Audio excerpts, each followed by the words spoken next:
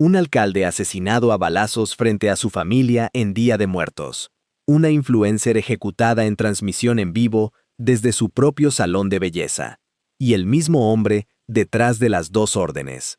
El 30 de julio de 2026, las Fuerzas Especiales del Ejército Mexicano capturaron a Ramón Ángel Álvarez Ayala, alias el R1, líder de los RRs, una de las células más violentas del cártel Jalisco Nueva Generación.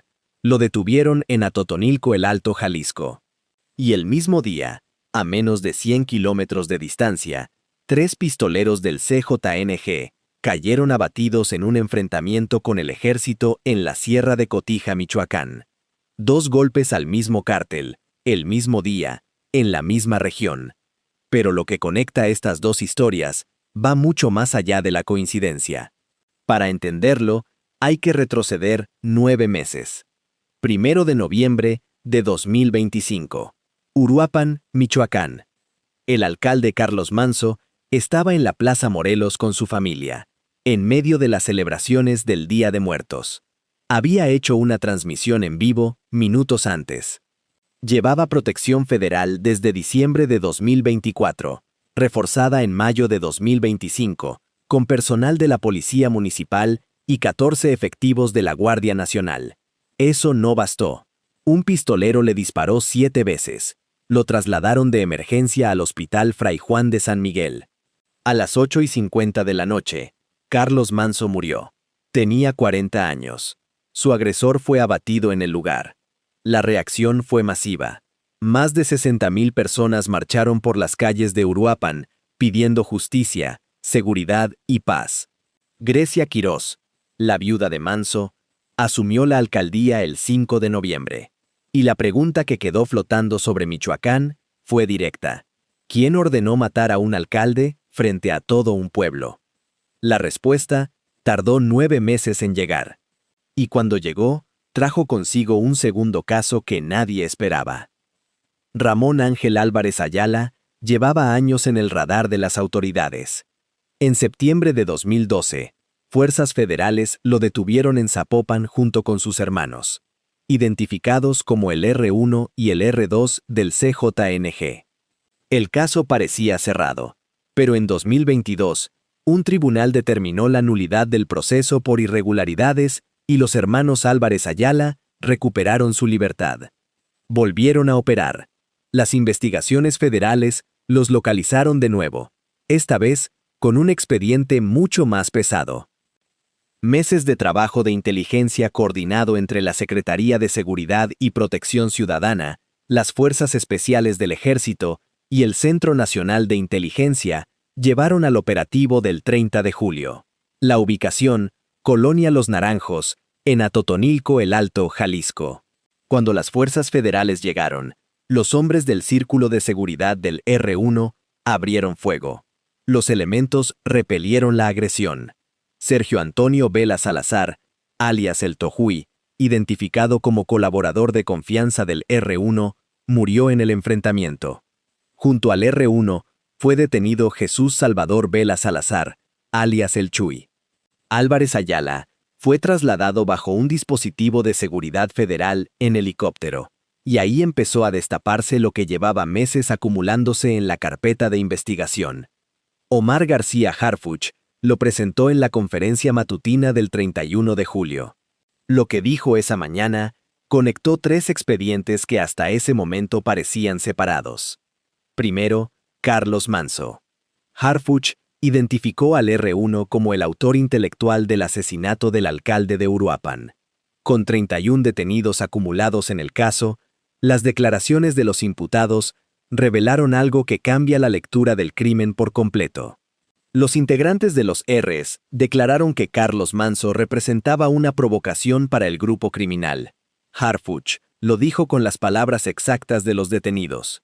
Ellos sentían, literalmente lo mencionan, una provocación del presidente municipal hacia el grupo criminal. Manso se presentaba en los operativos de la Guardia Nacional.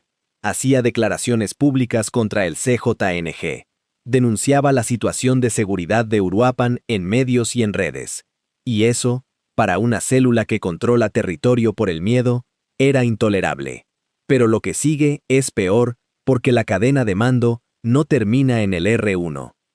Harfuch reveló que hay indicios de que Nemesio Oseguera Cervantes, el Mencho, líder del CIJG, tenía conocimiento del asesinato de Carlos Manso. La precisión importa. Harfuch dijo que hay indicios de conocimiento, no de que lo haya ordenado directamente. La diferencia entre saber y ordenar es la distancia entre ser informado y ser responsable, y esa distancia es la que la Fiscalía todavía está cerrando. Pero el dato ya está sobre la mesa. La cadena de mando del asesinato de un alcalde llega, al menos en conocimiento, hasta la cúpula del CJNG. Y entonces Harfuch conectó el segundo expediente. Valeria Márquez. Influencer, empresaria, 23 años. La asesinaron el 13 de mayo de 2025 en su salón de belleza Blossom The Beauty Lounge, en Zapopan, Jalisco. Le dispararon mientras hacía una transmisión en vivo. El video circuló durante semanas. El caso generó indignación nacional, pero la línea de investigación permaneció abierta sin resultados públicos durante más de un año. Hasta el 31 de julio, Harfuch reveló que Francisco Álvarez, hijo del R1, mantuvo una relación sentimental con Valeria Márquez, que la amenazó en múltiples ocasiones, y que fue él quien le pidió a su padre que ordenara el feminicidio. Las palabras de Harfuch fueron directas. El hijo le pide a su papá, al R1, que cometan el feminicidio. Esto ya se va a probar. Francisco Álvarez está prófugo. Las autoridades lo buscan. Y el 3 de agosto fue detenido Iván Martín, identificado como coautor material del crimen, el hombre que manejaba el vehículo de escape. Un padre que manda matar a una joven de 23 años, porque su hijo se lo pide. Un líder criminal que ordena el asesinato de un alcalde, porque lo percibe como provocación. Y una estructura, los Rs, con operaciones confirmadas en Apatzingán, Uruapan, Morelia y zonas de Jalisco, dedicada al narcotráfico, la extorsión, el cobro de piso, el tráfico de armas y el homicidio. Todo concentrado en un solo hombre, que el 30 de julio amaneció libre, y al caer la noche, ya estaba en custodia federal rumbo al altiplano. Y ese mismo día, a menos de 100 kilómetros de Atotonilco, la sierra de Michoacán también ardía. 30 de julio, por la tarde. Carretera Cotija-Villamar, entre los municipios de Cotija y Tocumbo.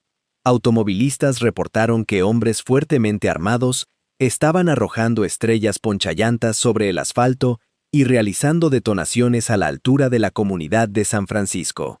Conductores tuvieron que dar vuelta para evitar quedar atrapados. La Policía Municipal de Cotija acudió a verificar el reporte, pero la situación los rebasó y pidieron el refuerzo del Ejército Mexicano. Elementos de la Secretaría de la Defensa Nacional se trasladaron a la zona con apoyo aéreo. Al llegar a las inmediaciones de la comunidad de La Esperanza, en la franja limítrofe entre Cotija y Tocumbo, fueron recibidos a balazos por un grupo armado identificado como integrantes del CJNG. El enfrentamiento se prolongó varios minutos. 3 pistoleros fueron abatidos. Sus cómplices lograron escapar hacia la sierra.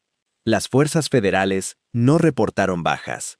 En el lugar aseguraron 3 fusiles AK-47 y 3 camionetas. Los ponchallantas colocados en la carretera entre las comunidades de Emiliano Zapata y San Francisco formaban parte de la maniobra. Bloquear la vía para dificultar el avance de cualquier refuerzo mientras el grupo operaba en la zona serrana.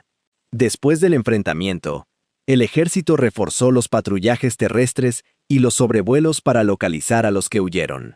Hasta ahora, los 3 cuerpos permanecen sin identificación pública. La sierra entre Cotija, Tocumbo y Los Reyes lleva años como territorio de disputa. El CJNG pelea el control de las rutas de altura contra grupos locales. Los enfrentamientos, los bloqueos y las detonaciones son parte del paisaje cotidiano para los habitantes de esos municipios. Pero lo que distingue este episodio es la fecha, el mismo día en que el líder de los Rs fue capturado en Jalisco. Otra célula del mismo cártel perdió 3 hombres y 3 vehículos en Michoacán.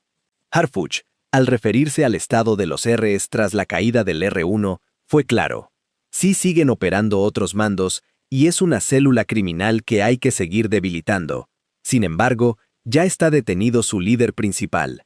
El R2, Rafael Álvarez Ayala, hermano del detenido, asumiría el mando.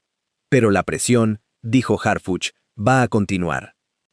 La DEA emitió un mensaje público el 31 de julio. El administrador Cole felicitó a México por el operativo con un tuit directo. Congratulations on the successful operation and arrest of R1. Que la DEA felicite públicamente a México por una detención indica el nivel del objetivo. Álvarez Ayala estaba en la lista de prioridades compartidas entre las dos agencias.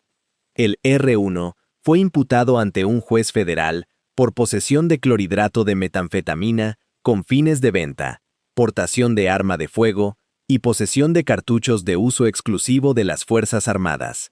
Se le dictó prisión preventiva oficiosa. Está recluido en el Centro Federal de Readaptación Social número 1, El Altiplano, en Almoloya de Juárez. Su defensa solicitó duplicidad del término constitucional. Mientras tanto, la Fiscalía General de la República trabaja para vincularlo formalmente con los 2 casos de homicidio, el de Carlos Manso y el de Valeria Márquez. Los 2 expedientes avanzan en paralelo pero con destinos que se cruzan. En el caso Manso, hay 31 detenidos. La cadena de mando va desde los ejecutores materiales hasta el R1 como autor intelectual, y con indicios que apuntan al conocimiento del mencho. En el caso Valeria Márquez, el coautor material acaba de ser capturado. El hijo del R1 está prófugo, y la orden de feminicidio se atribuye directamente a Álvarez Ayala. Los 2 casos dependen ahora de lo que los fiscales extraigan de las declaraciones del R1 y de los análisis forenses a los dispositivos decomisados en Atotonilco. Y la pregunta que queda en Michoacán es territorial. Harfuch confirmó que los Rs siguen activos bajo otros mandos. El R2 está libre. Las operaciones de la célula en Apatzingán, Uruapan y la sierra entre Cotija y Tocumbo no se desactivan con una sola captura. Lo que cambia es la presión. Y lo que revelan los 2 golpes del 30 de julio, la captura del R1 y el enfrentamiento en Cotija, es que esa presión viene desde múltiples frentes simultáneos. Operativos de Sedena, operativos de Marina, inteligencia del CNI, coordinación con fiscalías estatales. La pregunta que ningún comunicado responde todavía es si esa presión va a sostenerse el tiempo suficiente para llegar al R2 antes de que los Rs reorganicen su estructura. Esto es lo que la captura del R1 dejó al descubierto.